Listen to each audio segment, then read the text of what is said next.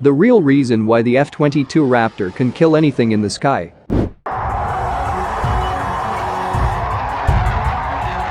With Russia and China deploying advanced new fighters and surface-to-air missiles, the task of gaining and maintaining air superiority over an increasingly more lethal battlespace falls to a small and elite group of U.S. Air Force pilots flying the mighty Lockheed Martin F-22 Raptor.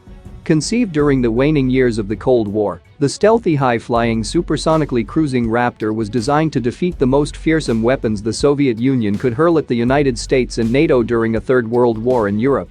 However, with the end of the Cold War and subsequent 1991 collapse of the Soviet Union, the F-22 was left without a mission, or so it was thought. Indeed, the second Bush and Obama administrations cancelled the F-22 program in 2008 after only 195 aircraft, 187 production planes, were ordered because they made the assumption that high-end state-on-state conflicts were a relic of the past. However, as it is becoming increasingly apparent, they were wrong. Earlier this year, Defense Secretary Ashton Carter spoke about a return to great power competition. We will be prepared for a high-end enemy. That's what we call full spectrum. In our budget, our plans, our capabilities and our actions, we must demonstrate to potential foes that if they start a war, we have the capability to win. Because the force that can deter conflict must show that it can dominate a conflict, Carter said, speaking at the Washington Economic Club in February. In this context, Russia and China are our most stressing competitors. They have developed and are continuing to advance military systems that seek to threaten our advantages in specific areas. And in some case, they are developing weapons and ways of wars that seek to achieve their objectives rapidly before they hope we can respond. Indeed, even after the collapse of the Soviet Union, Russia protected the best of its military-industrial capabilities as much as it could during the economic and social meltdown of the 1990s. Despite its severe problems, Russia managed to develop and field advanced weapon systems such as the Su-35's Flanker-E, S-300V4 and S-400 among others. Meanwhile, a rising China modernized its forces in earnest, developing new fighters and new SAM systems such as the formidable J-16 and HQ-9. Thus, while Washington took its eyes off potential challengers to focus on the wars in Iraq and Afghanistan, leaders in Beijing and Moscow continued to modernize their militaries to keep American forces at bay in the event of a future conflict. Now, with voices on the left and the right clamoring for action in Syria, where the Kremlin is propping up its longtime ally, the Assad regime, the Pentagon finds that it has to rely on its tiny fleet of 186 F-22 Raptors, if the call comes, to establish a no-fly zone or a safe zone in that war-torn nation. The Raptor is the only operational combat aircraft that the United States operates that Washington can rely on to take on and defeat advanced air defenses such as the Panzer S-1, S-300V4 and S-400 that Moscow has dispatched to Syria.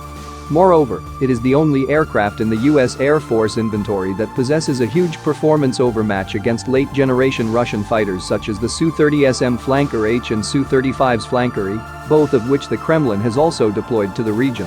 Our role is to kick down the door, First Fighter Wing Commander, Colonel Pete Fieseler, a veteran F-22 Raptor pilot, told me during a visit to Langley Air Force Base in Virginia.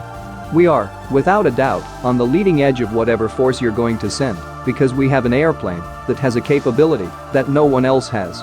But while it is important to have the right tools, more important is the human dimension. Pilots and maintainers must be trained and ready to defeat the highest-end threats if they are to be sent into combat.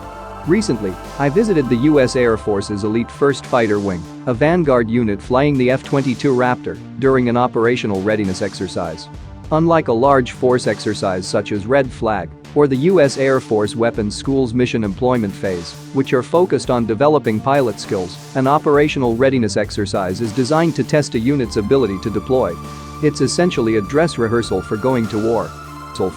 The Raptor pilots, while they are a critical component, are still just one part of a team. Nothing is going to happen unless the maintainers can get the airplanes running. The low observable maintainers can keep the skin healthy, the munitions guys can build the bombs and the missiles, and the weapons loader can get them on the airplane, the air traffic controllers can launch them, intel folks can prep the pilots for the mission they are going to do. All those things have to come together, and if they get out of sync, none of it works, Fieseler told me as he showed me around the flight line. This exercise was designed to take us out of an in-garrison steady-state operation, rapidly mobilize, deploy, regenerate the aircraft, and then turn right into sustained combat employment. There is no other way to train to that. As Fieseler explained to me, the idea behind the exercise was to take the 6 squadrons that make up the Wing Plus personnel from the Virginia Air National Guard's 192D Fighter Wing and the supporting units and deploy them to a different part of the base while simulating austere conditions. For the purposes of the exercise, the wing was given prepare to deploy orders for a particular theater and told to get ready to leave with very little notice. Once ordered to deploy, the wing and its personnel then had to package all of the support equipment and configure their aircraft for that particular theater and then deploy within a few hours. Indeed, during my visit, the wing's 2 F-22 squadrons had deployed to 2 different parts of the base and were operating out of tents on the flight line. It's very carefully orchestrated, Fieseler said. In many ways, the Raptor is the U.S. Air Force's insurance policy. While the rest of the Air Force has been preparing for and fighting low-intensity warfare scenarios, as an elite vanguard force, the Raptor fleet is focused almost exclusively on defeating the highest-end threats. We've been focused on the high-end threat all along, Fieseler said. In fact, the departure from standard for us is the times we go over to War Operation Inherent Resolve, the counter-ISIS campaign, and do the close air support type missions over there. Low-intensity conflict is not our bread and butter. Even since the earliest days when the Raptor entered operational testing 2002, the F-22 has performed incredibly well in simulated combat, amassing lopsided victories in the air. Even when flying against the most challenging simulated threats, advanced Russian fighters such as the Su-35 and S-300V4 and S-400, it is exceedingly rare for an F-22 to be shot down. Losses in the F-22 are a rarity regardless of the threat we're training against, Fieseler said. Indeed, one of the problems for the F-22 is to generate enough targets and a tough enough threat so that pilots get some useful training. Another problem is that the jet is so capable in terms of its sheer speed, acceleration, stealth, sensors and maneuverability, it actually compensates for tactical errors. It makes up for a lot of shortcomings in the pilot's side. You can have a really bad day, and airplane will still do phenomenally well, said one senior F-22 pilot who goes by the Carlson crash. Just because you win the fight doesn't mean you did well.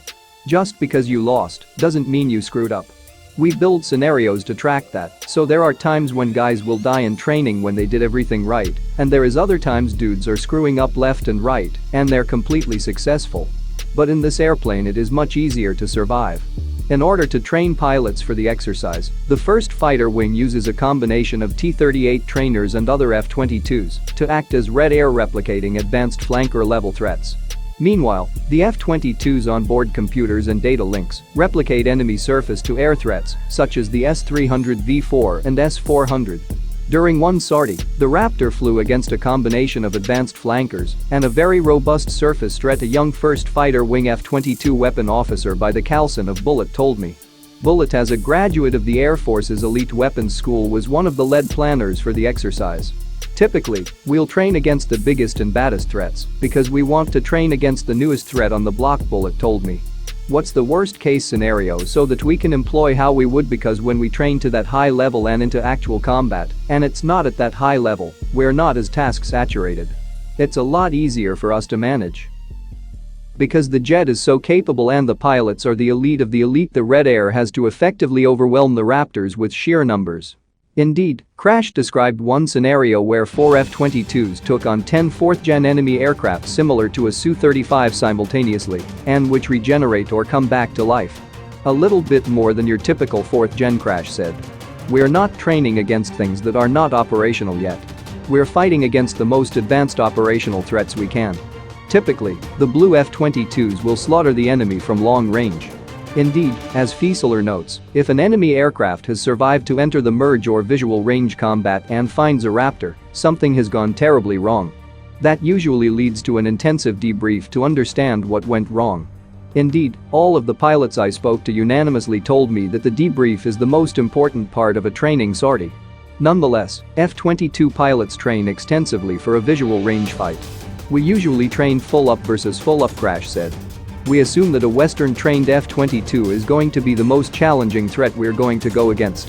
One recent addition to the Raptors at Langley is the new Block 3.2a Update 5 software. At long last, the new upgrade adds the Raytheon AIM-9X Sidewinder high-off borosite missile, something long coveted by the F-22 community. The addition of the AIM-9X is a huge improvement for the Raptor, all of the pilots at 1st Fighter Wing that I spoke to told me. The addition of the new weapon greatly increases the F-22's already formidable lethality. That's even though Upgrade 5 is an interim capability. The AIM-9X and the Raytheon AIM-120D AMRAAM missiles will be fully integrated onto the Raptor, with the Increment 3.2B upgrade which has yet to be fielded.